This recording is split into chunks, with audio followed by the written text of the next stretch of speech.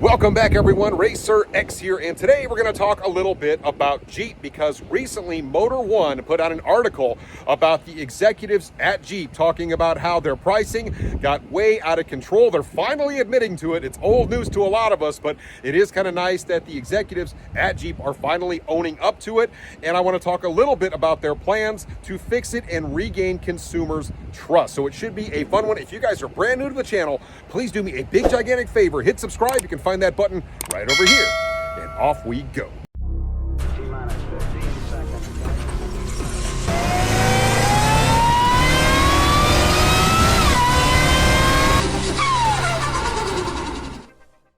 Check it out. Today I am back at the Dream Giveaway Garage in Largo, Florida, because I can finally show you something that I have been so excited to show you for the longest time. I knew this was coming. It is their newest giveaway, and if you are a Mopar fan, you will absolutely want to take a look at what I'm getting ready to show you. They have paired together two of the most epic Mopars ever made in the same giveaway. Here you have a 1969 Plymouth Roadrunner 440, and right over here, of course, a Hemi Cuda AAR. I love the paint schemes on both of these two cars, traditional Mopar colors. Just take a look at how pristine this 1970 Hemi Cuda is. I absolutely love this two-tone paint with the Sublime. Man, does it look good. It does come with a 340 cubic inch V8 six-pack engine, 290 horsepower on this beast.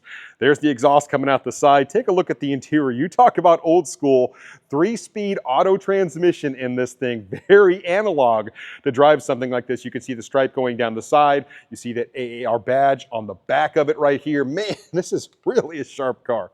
And then you have this bad boy, the 1969 and a half Plymouth Roadrunner, one of the fastest cars of its day. Just take a look at that hood scoop, that beautiful two-tone paint. Obviously the exact same color scheme I have on my Demon. This is really the big reason why. And 440 cubic inch V8, 390 horsepower. 1969, almost 400 horsepower, a 4-speed manual in this. Just take a look at the inside of this. I'm absolutely in love with this car. Just one more quick look at the interior of this. Check it out. The 4 on the floor. Here's your gauges. So yes, both of these epic classic Mopars can be yours. All you have to do is go to Dream Giveaway's website. You can enter my code RacerX. New for this year, they're giving all of my subscribers 4X entries. We just worked on that, so I'm super proud of that. So 4X entries, my code RacerX will be pinned down in the comments section to make it easy for you guys to find. Don't miss out on this. So excited to see who wins. Now, it is no secret that Jeep's Grand Wagoneer is the most expensive vehicle in the fleet. These things are not cheap. They are very nice vehicles. I have driven several of them. I love the high output Hurricane. The standard output Hurricane is no slouch either, but these things are not cheap at all. I mean, they're so nice on the inside, but perfect example. Let's go take a look at this white one right here. We'll look at the sticker on this, and here you go. Hopefully you guys can see that. It is $115,000 for this. Now, it is a Series 3 Grand Wagoneer, so this is kind of their bad daddy with all of the bells and whistles. But $115,000 is basically what my Demon stickered at. And we've got this SUV here that's just sitting. So apparently Bob Broderdorf, who is the head of Jeep North America, recently came out at the Detroit Auto Show and made mention of the fact that they know that they need to change their pricing scheme. They feel like they've alienated a lot of their core customers, and I'm sure most of you guys, myself included, would agree with that statement. I mean, these cars have gotten so astronomically expensive, and it really doesn't even matter what trim it is. So they know they have to bring their pricing back in line. And one of the things that he called out that they want to pay special attention to is the packages that they put on these vehicles. Oftentimes, they will mix in these really expensive packages to give people the things that they want, but there's a bunch of crap in there that they don't want that they still have to pay for, which is partly what's driving the cost of these vehicles up so high. Let me show you what I mean. So here is one of their Bad Daddy Grand Wagoneers. I'm going to show you the sticker on this just really quick, okay? You're looking at $120,000 on this Grand Wagoneer. Now, granted, this is really, really nice. This is one of their upper end packages. You see how nice the interior is, but just look at the add-ons on this, okay? So $120,000 sticker, the only add-ons are for the paint color and the wheels. That is it. Everything else is just standard. So you get all sorts of stuff in here to drive this price way up through the roof. and you really don't have a lot of adjustability to this. It's just 120 grand. And I think that's partly what they want to take a look at, is give people a lot of the features that they want, but a lot of the stuff that they don't want, why not take that stuff out and get the price down on this joker a little bit? And that's really true across the board on all of their vehicles. Now here is the kicker, because I did a little bit of research on Jeep's website before I came to the dealership, and the base Wagoneer, like what you see here, is actually down for the 2025 model year, about $3,000 on the sticker trim for trim. And on the Grand Wagoneer, like the one I just showed you over there, that one is down about $7,000 trim for trim, which is a great step in the right direction. But there's not a lot going on with the other trims. I'm going to show you, like, for example, on this bad boy right here, this is a Gladiator. This one basically went up a little bit from 2024 to 2025.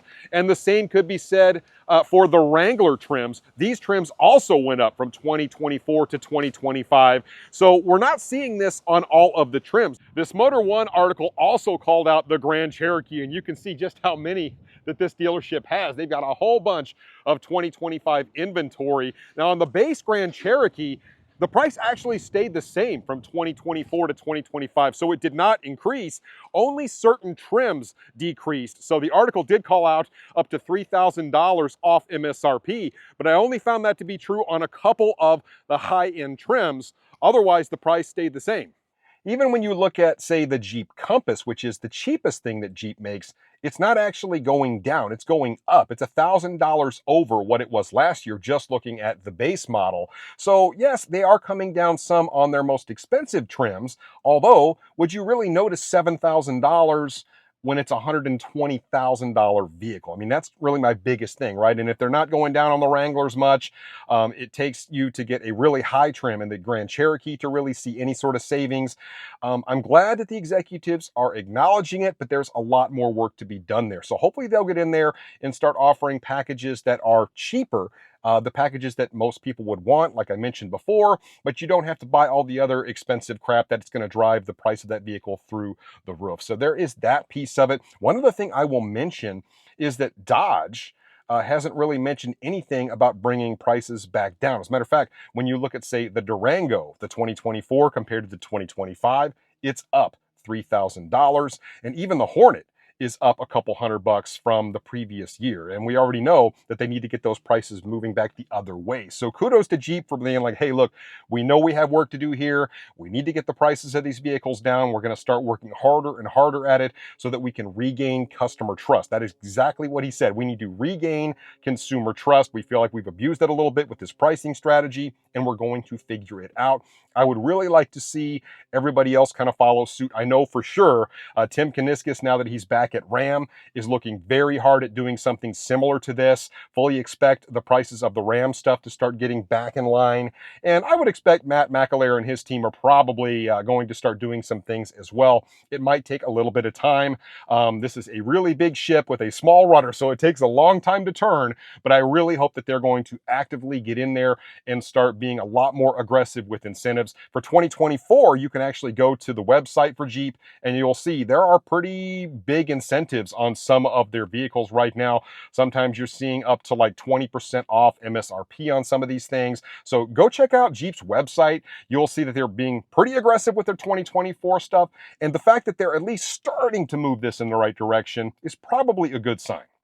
I do think it is pretty interesting just how much change has occurred at Stellantis since the former CEO, Carlos Tavares, has resigned. I mean, they are backtracking on all sorts of stuff, trying to repair all sorts of damage, and it is definitely an uphill climb. And while they're taking steps in the right direction, albeit baby steps, it is kind of nice to see that they're making efforts and they're trying to regain consumer trust. As I mentioned, this is something that is not going to happen overnight. I think things will continue to get better and better over time. They will continue to put the right people in place over time to start giving us products that we actually want to buy, products that are a little bit more reliable. I mean, there's all sorts of stuff that needs to be improved to get this Stellantis ship back on track. But I just thought I would share this information with you guys. Read this from Motor1 just the other day. Thought I would share it, kind of speculate a little bit on what we have maybe to look forward to, and let you guys kind of figure out the rest. So leave me a comment below, and I'll catch you on the next one.